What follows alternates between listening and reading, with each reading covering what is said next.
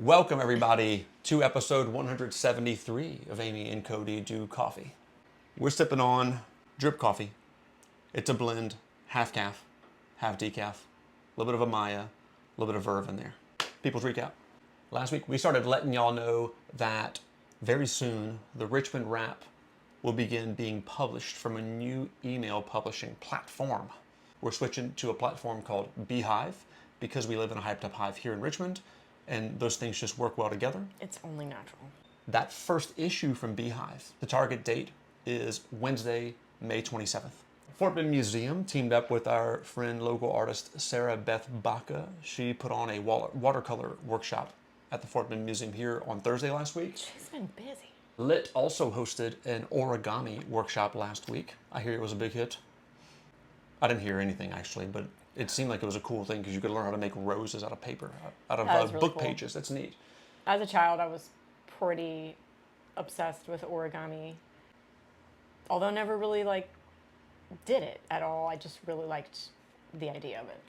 Same. Yeah. On Friday, we went to the beach.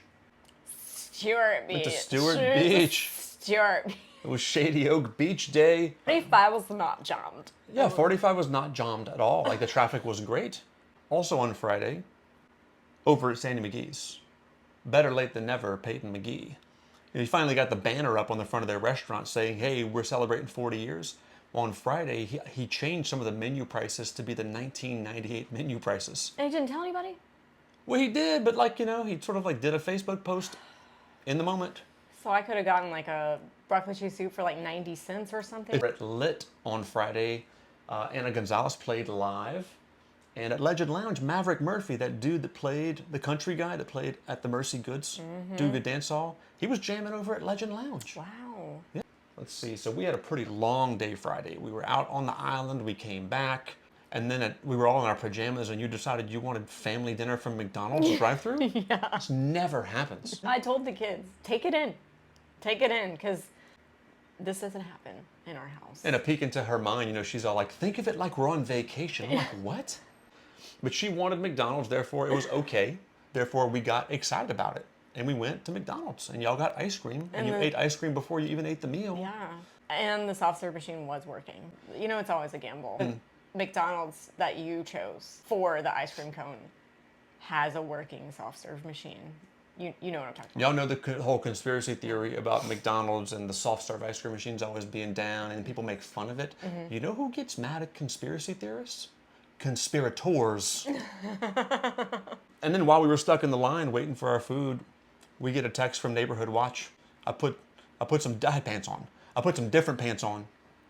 One leg at a time. And I went over to Unwind to hang out, which should have been one drink, but then Unwind closed, and then we walked over. Neighbor Chuck and I walked over to Voltex. So finally, Chuck got to meet Hannibal and Genevieve. Yeah. And you even had them send him a handwritten invitation that Hannibal wrote to Chuck himself. They hit it off immediately. I knew they would. They talked and talked and talked, and neighbor Chuck really had a good time. Let's see, this weekend, Fit Fort Bend hosted a bike ride, leaving out of the Blockhouse backyard on Saturday. They'll be doing that each Saturday for the whole month of May, starting at 9 a.m. Everyone is welcome to join in on that. Weather behaves itself. By the time y'all see this, story time in the backyard at Jackson 7th will have happened with our friend Christina on Tuesday. This week, Wednesday, as usual, over at Lit, it's Fiber Arts meetup at 10 a.m.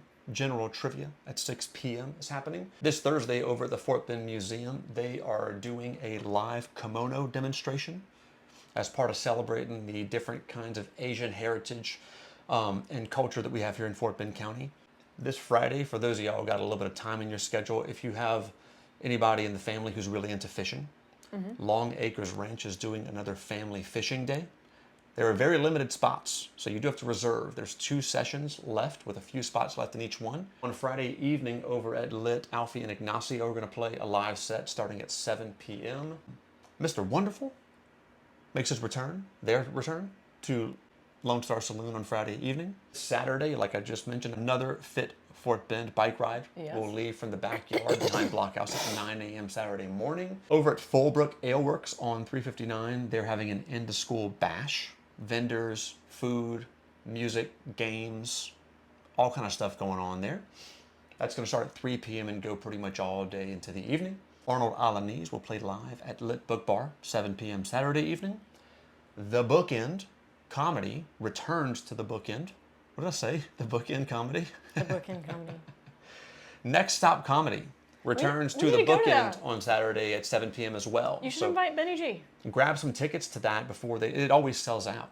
And then, friend of the show, Jordan Smith, Elvis Tribute Act Friend of the show. returns to Lone Star Saloon this Do we know Saturday. Jordan Smith?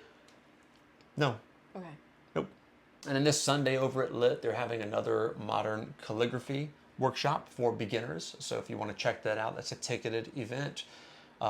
You can go to Lit's website to learn more about the details of how you grab your seat there and what the theme is, because each one of these calligraphy things has a different theme typically. Monday is Memorial Day.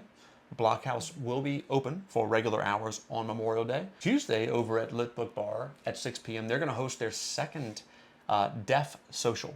So at least one of the bartenders there is a wizard at sign language. And they recently had their first get together for anybody who's hearing impaired or deaf.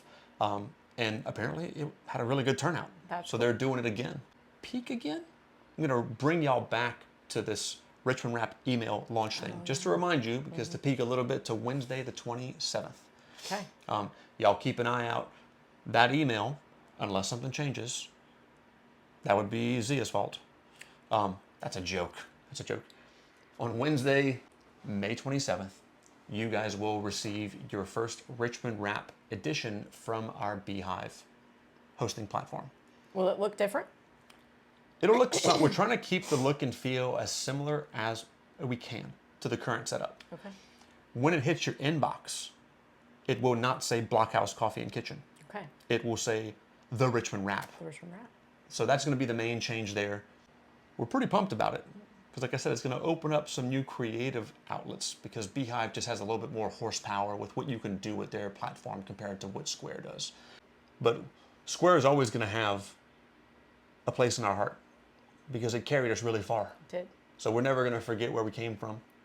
It's not you, Square, it's us. You know? I don't think the audience cares. No, you're right. They don't. I think they care about us, like landing the plane here and ending the show. I think we call this a show? Yeah. Call this a show? Okay. Yeah. Cheers.